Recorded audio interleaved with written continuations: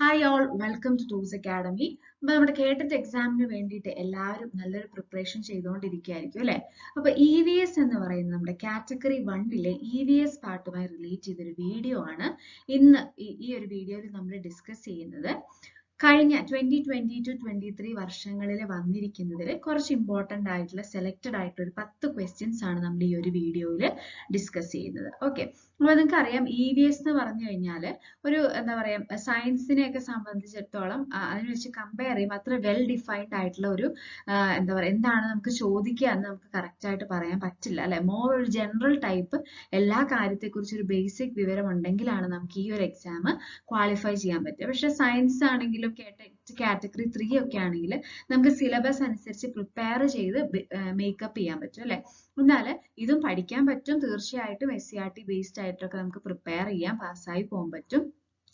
എങ്കിലും നമുക്ക് കുറച്ചും കൂടെ ഒക്കെ ഒരു അത്യാവശ്യം പത്രവും കാര്യങ്ങളൊക്കെ വായിക്കുക, അങ്ങനെ ഒരു ചെറിയൊരു മൊത്തത്തിൽ ആ സബ്ജക്റ്റ് പറയുന്ന പോലെ ഒരു പരിസരബോധം ഒക്കെ ഉണ്ടെങ്കിലാണ് കുറച്ചും കൂടി ഇ വി എസ് നമുക്ക് മാർക്ക് സ്കോർ ചെയ്ത് എടുക്കാൻ പറ്റുക. ഓക്കെ, അപ്പൊ അത് ക്വസ്റ്റ്യൻസിനും ആ ഒരു പാറ്റേൺ ഉണ്ട്.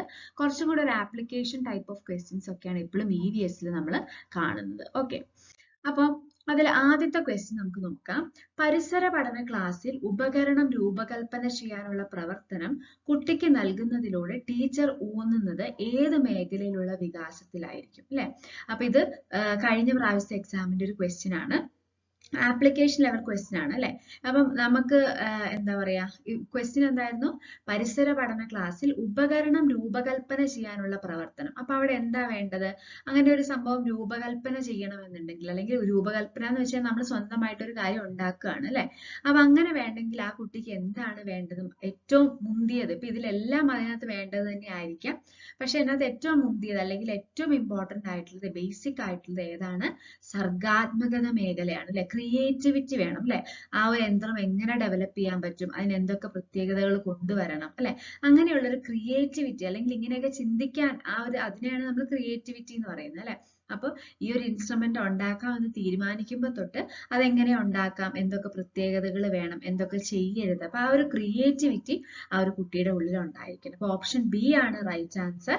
ഓക്കെ, ക്ലിയർ ആണല്ലോ. അപ്പൊ ഈ രീതിയിലുള്ള ക്വസ്റ്റ്യൻസ് ആണ് ഇ വി എസിന്. അപ്പൊ നമുക്ക് കൂടുതലും നമുക്കൊരു സിലബസ് ഓറിയന്റഡ് ആയിട്ട് പഠിക്കുക എന്നതിൽ പരം നമ്മുടെ ലോജിക്കൽ തിങ്കിങ്ങിനും കൂടെ ഈ ഒരു ഇ വി എസിന്റെ ക്വസ്റ്റ്യൻ പേപ്പറിൽ ഒരു സ്ഥാനമുണ്ട്. ഓക്കെ, അപ്പൊ നമുക്ക് അടുത്ത ക്വസ്റ്റ്യൻ നോക്കാം. കാർബൺ, ഹൈഡ്രജൻ, ഓക്സിജൻ, നൈട്രജൻ എന്നീ മൂലകങ്ങൾ അടങ്ങിയിരിക്കുന്ന പോഷകം ഏതാണ് എന്നാണ് ചോദിച്ചിരിക്കുന്നത് അല്ലെ. അപ്പോ ഇതെങ്ങനെയാ നമുക്കറിയാം ഗ്ലൂക്കോസിന്റെ ഫോർമുല നിങ്ങൾക്ക് അറിയാലോ. ഗ്ലൂക്കോസ് നിങ്ങൾക്ക് ഒരൊറ്റയടിക്ക് ഇത് കാണുമ്പോൾ തന്നെ നിങ്ങൾക്ക് മനസ്സിലാവേണ്ടതാണ്, ക്ലിക്ക് ആവേണ്ടതാണ്. പക്ഷെ ആ ഒരു ഫോർമുലയും മറ്റു കാര്യങ്ങളൊക്കെ അറിയുന്നവർക്ക് അല്ലെ, അതിന്റെ കമ്പോണൻസും കാര്യങ്ങളൊക്കെ അറിയുന്നവർക്കാണ് അല്ലെ. അപ്പൊ നമുക്ക് നോക്കാം. ഗ്ലൂക്കോസ് എന്ന് പറയുമ്പോൾ അതിന്റെ കെമിക്കൽ ഫോർമുല എന്താണ്? C6H12O6 ആണ് അല്ലെ. അപ്പൊ ഇതാണ് ഗ്ലൂക്കോസ് എന്ന് പറയുന്നത്. അപ്പോൾ അതിനകത്ത് കാർബൺ, ഹൈഡ്രജൻ, ഓക്സിജനേ ഉള്ളൂ, നൈട്രജൻ ഇല്ല അല്ലെ.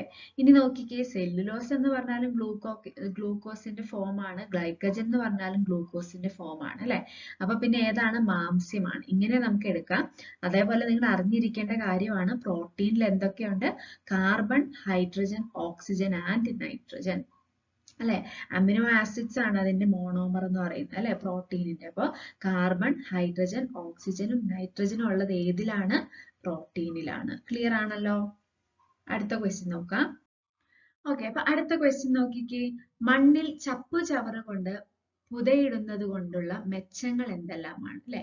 Advantages of mulching the soil are. അതായത് എന്താണ് നമ്മൾ എന്താ പറയാ ചെടികളുടെ ചുറ്റും ഈ ചപ്പുചവറും കാര്യങ്ങളൊക്കെ ഇടും അല്ലെ. അപ്പൊ എന്താണ് അതിന്റെ ഉപയോഗം? എന്താണ്? മണ്ണിലെ ജൈവാംശം കൂടുന്നു. കറക്റ്റ് അല്ലേ? ഹ്യൂമസ് കണ്ടന്റ്, ഈ പറയുന്ന ചപ്പുചവറുകളൊക്കെ എന്താണ്? ഈ പറയുന്ന മൈക്രോ ബാക്ടീരിയാസ് അതിനെ ഡീകമ്പോസ് ചെയ്ത് കഴിയുമ്പോൾ മണ്ണിലെ ജൈവാംശങ്ങൾ എന്ന് പറയുന്നത് കൂടുന്നു. കറക്റ്റ് ആണ് അല്ലെ.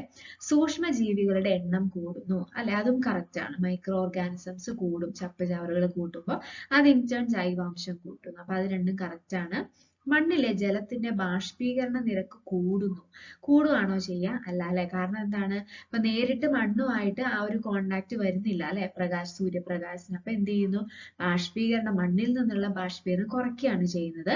മണ്ണിന്റെ ജലാകിരണ ശേഷി കൂട്ടുന്നു. കറക്റ്റ് അല്ലേ? അപ്പൊ ഈ കരിയിലകളും കാര്യങ്ങളും ഒക്കെ ഇടുമ്പോൾ വാട്ടറിന്റെ അബ്സോർപ്ഷൻ കപ്പാസിറ്റി എന്ന് പറയുന്നത് കൂടുന്നു. അപ്പൊ ഏതായിരിക്കും ഓപ്ഷൻ വരിക? ഓപ്ഷൻ ഡി ആണ് വരുന്നത് അല്ലെ. ഇതൊക്കെ നമുക്ക് എന്താണ്, ഇതിപ്പോ ഒരു സാധനം നമുക്ക് പഠിക്കണോ? വേണ്ട അല്ലെ.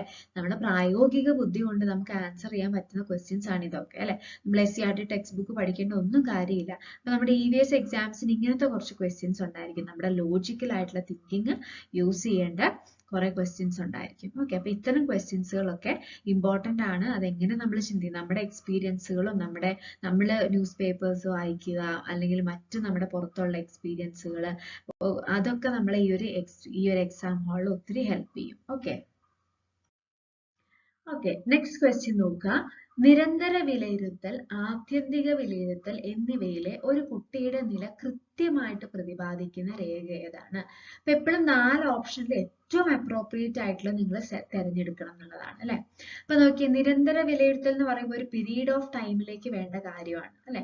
അപ്പൊ നോക്കിയേ, പ്രതിഫലനാത്മക കുറിപ്പ്, റിഫ്ലക്റ്റീവ് ജേർണൽ. അപ്പൊ റിഫ്ലക്റ്റീവ് ആയിട്ടുള്ളത് അതെന്ന് പറഞ്ഞാൽ എന്താണ്, ഒരു ടീച്ചർ ഒരു ക്ലാസ് എടുക്കുമ്പോൾ എങ്ങനെയുണ്ടായിരുന്നു അല്ലെ, നമ്മുടെ ഒരു ഇമ്പ്രൂവ്മെന്റ് ഒക്കെ വേണ്ടി ഹെൽപ്പ് ചെയ്യുന്നുണ്ട്. അപ്പൊ അത് ഇതുമായിട്ട് ബന്ധമില്ല. ദൈനംദിന സൂത്രണ രേഖ, അപ്പൊ ഓരോ ദിവസത്തെ ഇവന്റുകൾ എഴുതുന്ന അത് ദൈനംദിന സൂത്രണ രേഖ എന്ന് പറയുമ്പോൾ അത് ആക്ച്വലി എന്താണ്, ഒരു നിരന്തര വിലയിരുത്തലാണ് നമുക്ക് വേണ്ടത് അല്ലെ. അപ്പൊ അത് ഒരെണ്ണം വരുന്നുണ്ട്. പിന്നെ അത് നിങ്ങൾക്ക് ഡൗട്ട് ഉണ്ടാവാം. പഠന പുരോഗതി രേഖ, സഞ്ചിത രേഖ.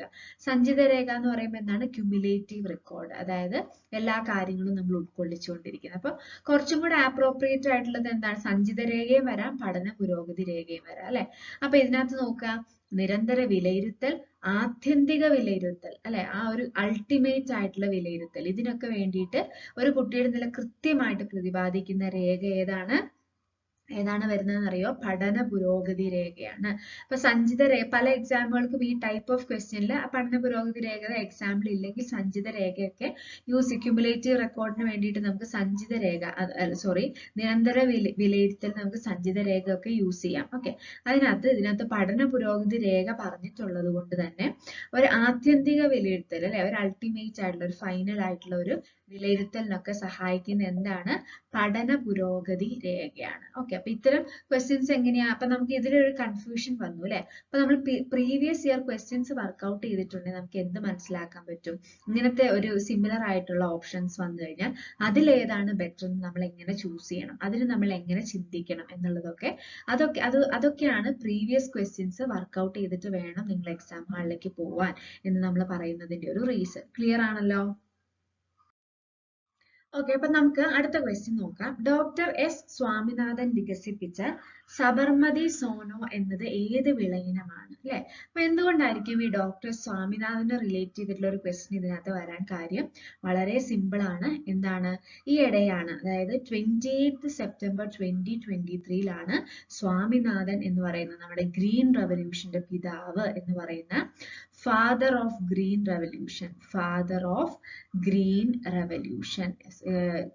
റവല്യൂഷന്റെ ഹരിത വിപ്ലവത്തിന്റെ പിതാവ് എന്ന് പറയുന്ന ഡോക്ടർ MS സ്വാമിനാഥൻ നായർ അന്തരിച്ചത് അല്ലെ.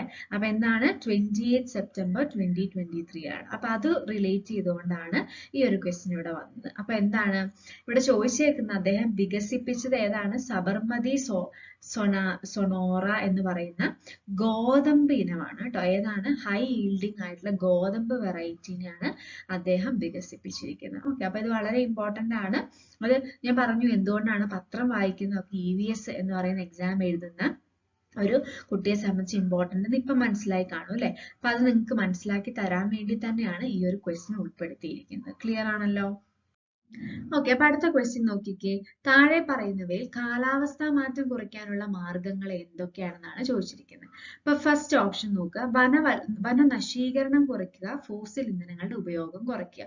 തീർച്ചയായിട്ടും അത് യൂസ്ഫുൾ ആണ് അല്ലെ. വനനശീകരണം എന്ന് വെച്ചാൽ മരങ്ങളെ നശിപ്പിക്കുന്നത് നിർത്തുക, ഫോസിൽ ഇന്ധനങ്ങളുടെ ഉപയോഗം കുറയ്ക്കുക. ഇനി വനവൽക്കരണം എന്ന് പറഞ്ഞാൽ വനങ്ങൾ നട്ടുപിടിപ്പിക്കുന്നതാണ്. വനവൽക്കരണം കൂട്ടുക, ഫോസിൽ ഇന്ധനങ്ങളുടെ ഉപയോഗം കുറയ്ക്കുക. അപ്പൊ അതെന്താണ് കാലാവസ്ഥ മാറ്റത്തിന് ഹെൽപ്പ് ചെയ്യും അല്ലെ. അത് കുറയ്ക്കുവാൻ, കാലാവസ്ഥ മാറ്റം കുറയ്ക്കാൻ വേണ്ടിയിട്ട് ഹെൽപ്പ് ചെയ്യും അല്ലെ. അടുത്ത നോക്കുക, വനനശീകരണം കുറയ്ക്കുക. ഓക്കെ. ജനസംഖ്യ വളർച്ച കുറയ്ക്കും. ഇപ്പൊ ജനസംഖ്യ വളർച്ച എങ്ങനെയാണ്?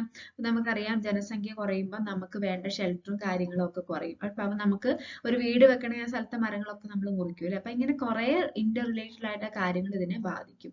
അപ്പൊ അതും ഓക്കെയാണ്. ഇനി വനവൽക്കരണം കൂട്ടുക, ഊർജ ഉപയോഗം കൂട്ടുക. അത് റോങ് ആയിട്ടുള്ളതാണ് അല്ലെ. ഊർജ്ജ ഉപയോഗം കൂട്ടാന്ന് വെച്ചാൽ ഫോസിൽ ഇന്ധനങ്ങളുടെ ഇത് കൂട്ടിക്കഴിഞ്ഞു കഴിഞ്ഞാൽ അത് ഈ പറയുന്ന ഇഷ്യൂസ് ഉണ്ടാക്കും. അപ്പോൾ ഓപ്ഷൻ 1, 2, 3, ഓപ്ഷൻ ഡി ആണ് റൈറ്റ് ആൻസർ വരുന്നത്. ഓപ്ഷൻ 1, 2, 3 ആണ് കറക്റ്റ് ആൻസർ വരുന്നത്. ക്ലിയർ ആണല്ലോ. ഇതൊക്കെ എന്താണ്, എത്തരത്തിലുള്ള ക്വസ്റ്റ്യൻ ആണ്? നമ്മുടെ ലോജിക് അപ്ലൈ ചെയ്തിട്ട് ആൻസർ ചെയ്യേണ്ട ക്വസ്റ്റ്യൻ ആണ്. ഇത്തരം ക്വസ്റ്റ്യനുകളൊക്കെയാണ് EVS കൂടുതലായിട്ടും കടന്നു വരുന്നത്. ക്ലിയർ ആണല്ലോ. സോ അടുത്ത ഒരു ക്വസ്റ്റ്യൻ നോക്കുക. അന്തരീക്ഷ മർദ്ദം അളക്കുന്നതിനുള്ള ഉപകരണം ഏതാണ്? Instrument used to measure atmospheric pressure. Okay. Options നോക്കുക. Bolometer, barometer, barograph, seismometer. നിങ്ങൾക്ക് അറിയാം ഏതാണ് റൈറ്റ് ആൻസർ? ബാരോമീറ്റർ ആണ് കേട്ടോ റൈറ്റ് ആൻസർ. അപ്പം ബാക്കിയുള്ളതൊക്കെ എന്താ മെഷർ ചെയ്യുന്നത് നിങ്ങൾ ജസ്റ്റ് ഒന്ന് സെർച്ച് ചെയ്ത് നോക്കുക. ബോളോമീറ്റർ, ബാരോഗ്രാഫ്, സീസ്മോഗ്രാഫ്. ഓക്കെ. അപ്പൊ കോമൺ ആയിട്ടുള്ള കുറച്ച് ഇൻസ്ട്രുമെന്റുകളും അവ മെഷർ ചെയ്യുന്ന കാര്യങ്ങളും ഞാനിവിടെ മെൻഷൻ ചെയ്തിട്ടുണ്ട്. ഇതൊന്ന് നോട്ട് ചെയ്യാം. അനിമോമീറ്റർ എന്ന് പറഞ്ഞു കഴിഞ്ഞാൽ സ്പീഡ് ഓഫ് വിൻഡ്. ഇത് പൊതുവെ എക്സാമുകൾക്ക് ചോദിക്കുന്ന ക്വസ്റ്റ്യനുകളാണ് കേട്ടോ ഞാനിവിടെ കൊടുത്തിരിക്കുന്നത്. അനിമോമീറ്റർ എന്താണ്? വിൻഡിന്റെ സ്പീഡ് അല്ലെ, കാറ്റിന്റെ വേഗത അളക്കുന്നു. അമ്മീറ്റർ എന്താണ്? ഇലക്ട്രിക് കറണ്ട് ആണ് മെഷർ ചെയ്യുന്നത്. ബാരോമീറ്റർ ഇപ്പൊ നമ്മൾ കണ്ടു അല്ലെ, അതായത് നമ്മുടെ ക്വസ്റ്റ്യൻ അറ്റ്മോസ്ഫിയറിക് പ്രഷർ. ഗാൽവനോമീറ്ററും ഇലക്ട്രിസിറ്റിയുടെ പ്രസൻസ് അറിയാൻ വേണ്ടിയിട്ടുള്ളതാണ്. ഹൈഡ്രോമീറ്റർ പൊതുവെ ചോദിക്കാറുണ്ട്. ഹൈഡ്രോമീറ്ററും ഹൈഗ്രോമീറ്ററും രണ്ടും തമ്മിൽ വ്യത്യാസമുണ്ട്. ഹൈഡ്രോമീറ്റർ എന്ന് വെച്ചാൽ specific gravity of liquid measure ചെയ്യുന്നു. ഹൈഗ്രോമീറ്റർ ആണ് പൊതുവെ എക്സാമിന് ഹ്യൂമിഡിറ്റി മെഷർ ചെയ്യുന്ന ഏതാണെന്നാണ് ചോദിക്കാറ്. ആൻസർ ഹൈഗ്രോമീറ്റർ ആണ്. അല്ലെങ്കിൽ density of the water in the air, അത് തന്നെയാണ് ഹ്യൂമിഡിറ്റി എന്ന് പറയുന്നത്. മെഷർ ചെയ്യുന്നത് ഹൈഗ്രോമീറ്റർ ആണ്. ഓക്കെ. അടുത്ത മാനോമീറ്റർ, അത് പ്രഷർ ആണ്. ബാരോമീറ്റർ അറ്റ്മോസ്ഫിയറിക് പ്രഷർ ആണ് കേട്ടോ. Thermometer temperature and voltmeter electric potential അല്ലെങ്കിൽ വോൾട്ടേജ് എന്ന് പറയും. അപ്പൊ ഇത്രയും കാര്യങ്ങൾ നിർബന്ധമായിട്ടും പഠിക്കുക. അതേപോലെ ഈ ക്വസ്റ്റ്യന്റെ ഓപ്ഷനിൽ ഉണ്ടായിരുന്ന 3-4 കാര്യങ്ങളും കൂടെ ഒന്ന് ഓർത്ത് വെച്ചേക്കുക. ഓക്കെ. ഓക്കെ. അടുത്തൊരു ക്വസ്റ്റ്യൻ നിങ്ങൾ നോക്കുക.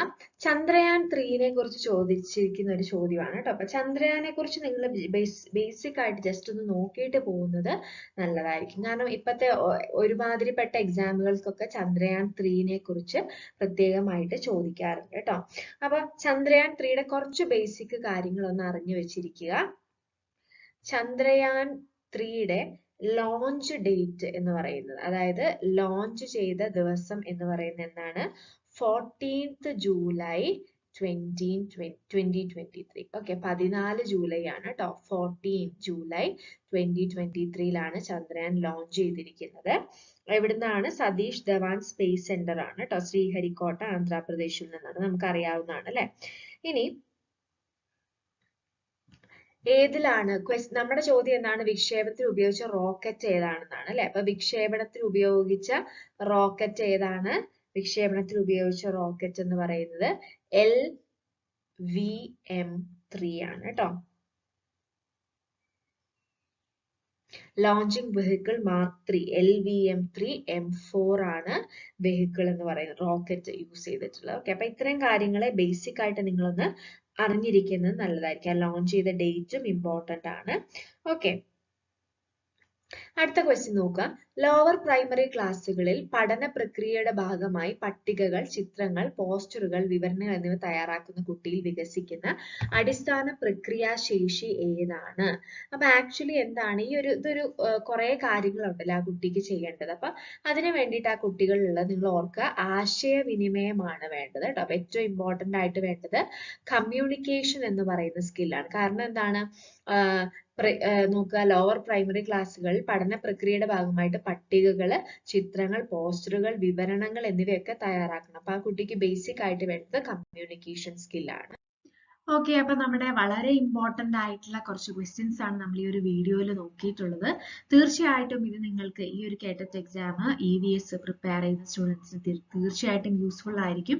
അപ്പൊ എല്ലാവരും മാക്സിമം യൂട്ടിലൈസ് ചെയ്യുക. എന്തെങ്കിലും ഡൗട്ട്സും കാര്യങ്ങളും ഒക്കെ ഉണ്ടെങ്കിൽ നിങ്ങൾക്ക് കമന്റ് ബോക്സിൽ ചോദിക്കാവുന്നതാണ്. ഓക്കെ, അപ്പോൾ ഓൾ ദി വെരി ബെസ്റ്റ്. എല്ലാവർക്കും വിജയാശംസകൾ നേരുന്നു. Thank you.